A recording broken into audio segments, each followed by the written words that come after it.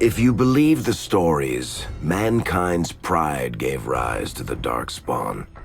Countless in number and toxic to all life, Darkspawns search endlessly for an archdemon. When they find one, Darkspawn armies surge up from their corrupt barrows beneath the ground, and a blight begins. Grey Wardens are the only warriors capable of destroying an archdemon, and history always honors the one who sacrifices all to kill the beast. In the fifth blight, the Warden was the hero of Ferelden, a dwarven royal, second child of King Endrin Iduken. Framed for a murder and ultimately cast out, the young noble met Duncan, a Grey Warden, who saw the dwarf's potential as a Warden recruit. The allied Ferelden and Grey Warden forces met in Ostagar, where King Kaelin's armies and a host of Wardens gathered, ready to destroy the Darkspawn. But valor turned to despair as Loghain betrayed his king. Kaelin's forces were slaughtered, and the South was lost. The hero, now a full-fledged Grey Warden, survived with the aid of Flemeth, the mysterious witch of the wilds. Joined by Flemeth's daughter, Morrigan, and a Grey Warden named Alistair, the hero set out to build an army strong enough to abolish the Blight. With the traitorous Loghain now seated on Ferelden's throne, the Warden sought help from the influential Arl Eamon of Redcliffe. However, they arrived in Redcliffe to find the town under siege. As each night, undead rose in waves and assailed the battered village. With the hero's help, the people of Redcliffe stood fast against the undead horde. The Wardens reached Arl Eamon's castle only to find the Arl lying at the edge of death, and his court fallen into madness. To save his father's life, Eamon's young son, Connor, had made a deal with a demon, and quickly fallen victim to its possession.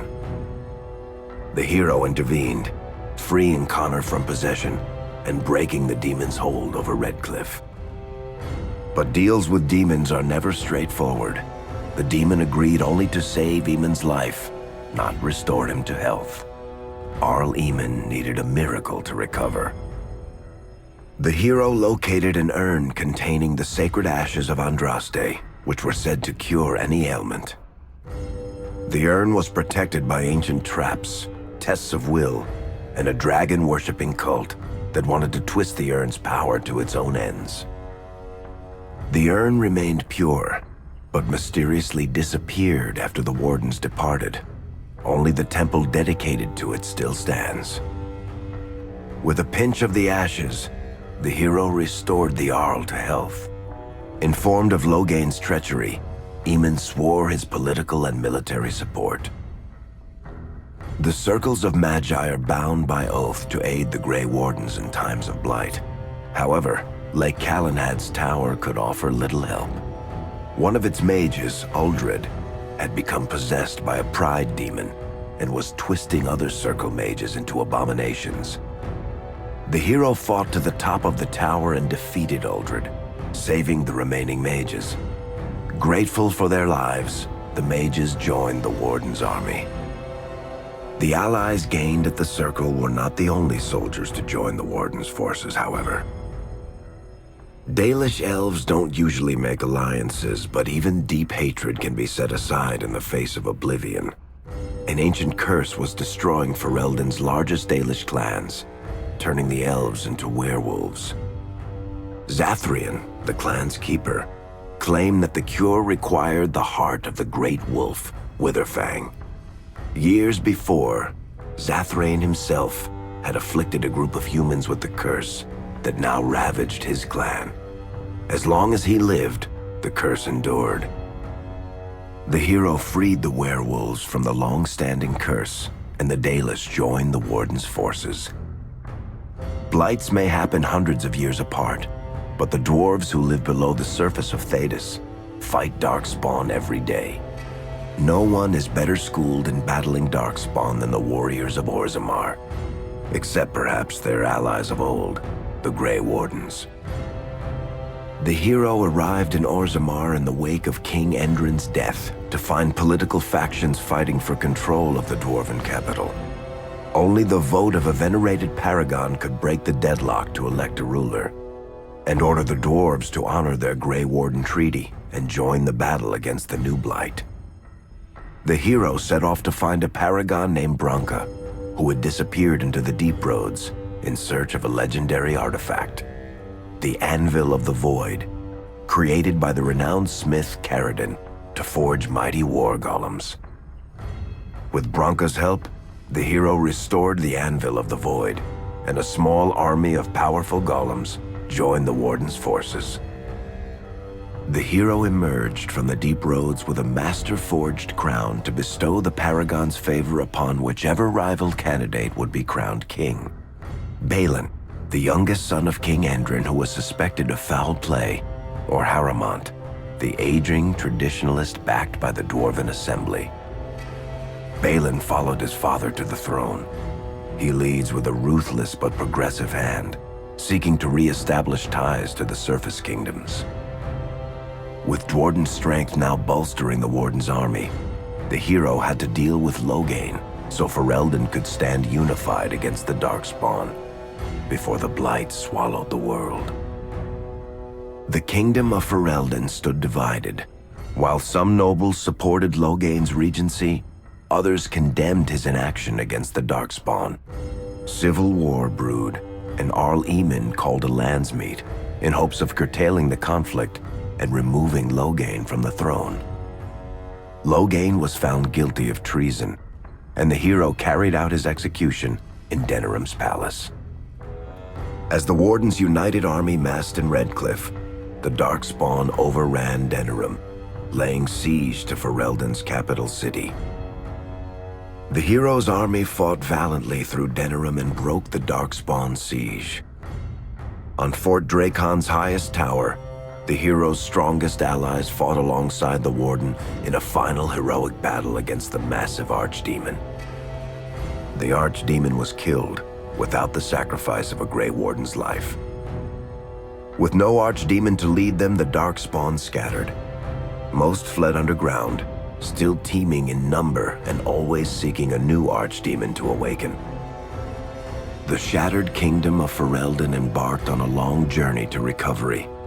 In the Blight's aftermath, strong leadership was crucial. Alistair, half-brother to King Cailan, became Ferelden's new king, and the line of rulers who descended from Calenhad the Great remained unbroken. Ferelden still stands, as obstinate and resolute as the Dog Lords ever are, but the events of the Fifth Blight loom over it as the nation rebuilds.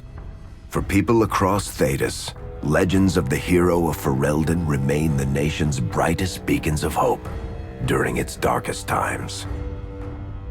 It all began in Kirkwall, the fall of Knight Commander Meredith, the Kunari Uprising, and of course, the Chantry's destruction and the onset of Mage Rebellion. One person always stood amidst the swirling chaos: Hawk, the champion of Kirkwall. The Hawk family fled Lothering, refugees from the Blight. Leandra, mother of the champion, and siblings Bethany and Carver, hoped to find refuge at her family's estate in Kirkwall, far to the north. As a mage with a family legacy of magic on both sides, Hawk naturally became involved in the events that ultimately led to the Mage Rebellion. The Hawks escaped the Blight with the help of Aveline Valen, a warrior and family friend. It's said that the family was also aided by Flemeth, the notorious witch of the wilds. Hawk's sister Bethany never reached the Free Marches. She was killed by Darkspawn while defending her family. The family's first years in Kirkwall were difficult. Leandra's brother Gamlin had lost the family fortune. The Hawks lived in poverty, forced to indenture themselves in return for entrance to the city. To pay off the debt, Hawk was forced to work for a gang of smugglers. All the while, Hawk and Carver did their best to hide Hawk's magic from the Templars. Opportunity eventually struck in the form of a dwarf named Bartran Tethras, who was planning an expedition to the Deep Roads. It was a long shot, but with gold gained from the expedition, Hawk could free the family from its criminal creditors and further Templar scrutiny. Hawk met a rogue Grey Warden named Anders, who possessed detailed maps of the deep roads. These maps were crucial to the expedition's success. Once Hawk obtained them, everything else fell quickly into place. Carver joined Hawk on the expedition. The siblings found ancient dwarven treasure and a statuette formed from a strange red lyrium.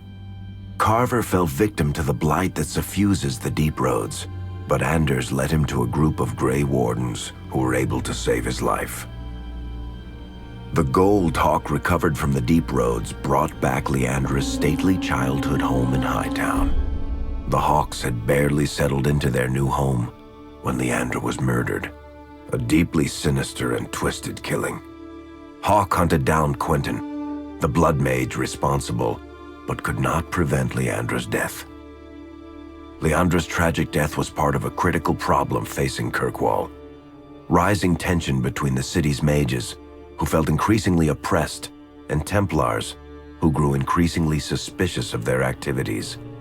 Adding to the strain, a large contingent of Kunari had also established themselves in Kirkwall, much to the growing discomfort of the city's rulers.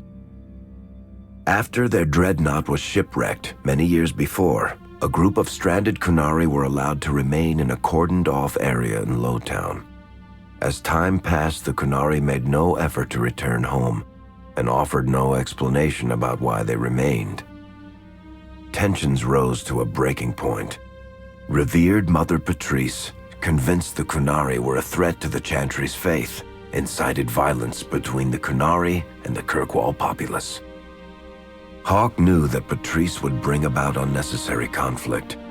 Though the champion tried to stop her, Patrice orchestrated the murder of Seamus Dumar, a Viscount's son and a recent convert to the Qun.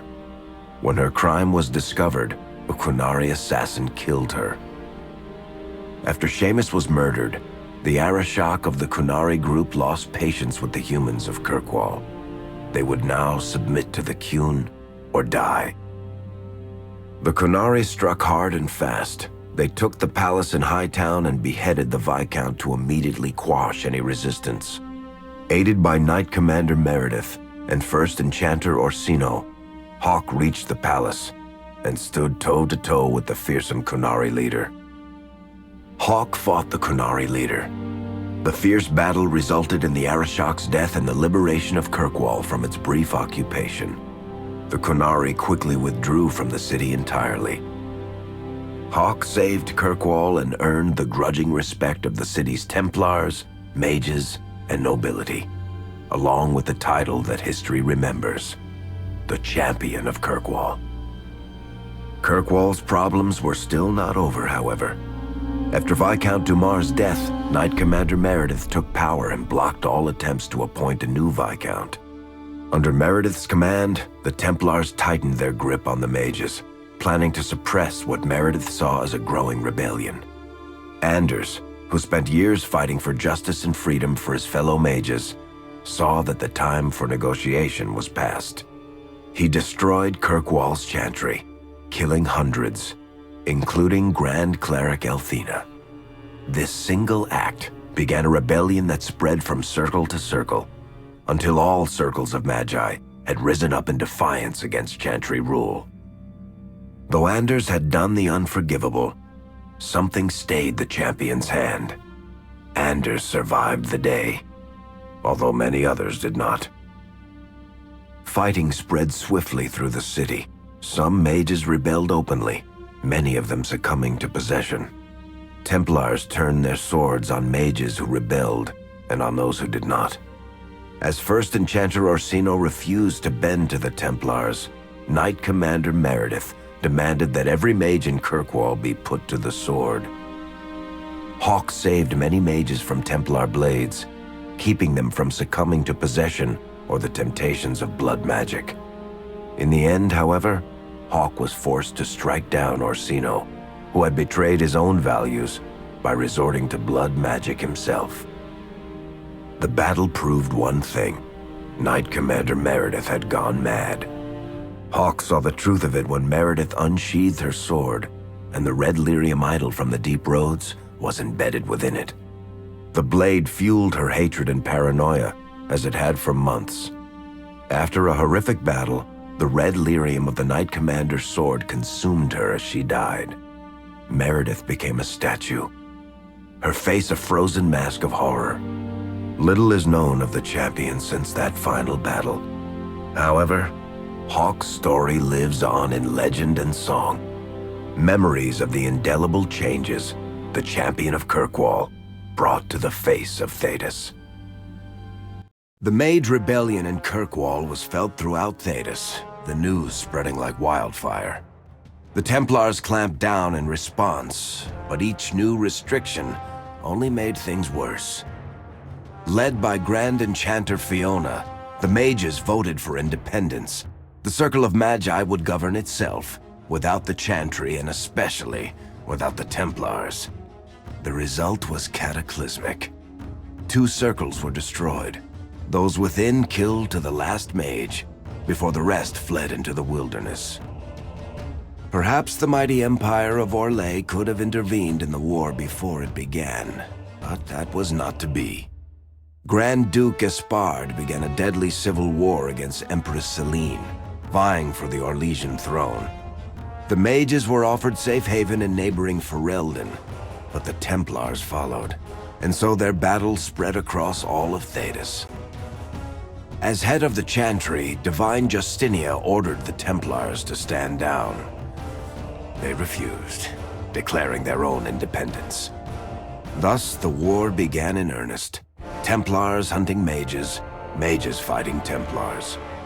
Their clashes wreaked untold destruction, and all sense of order was falling to pieces. Divine Justinia made one final desperate bid to end the war. She approached the leaders of both sides and convinced them to come to a conclave held on neutral ground. With the Chantry to mediate, mages and Templars will talk for the first time since this all began. It is our last, and perhaps our only, chance for peace.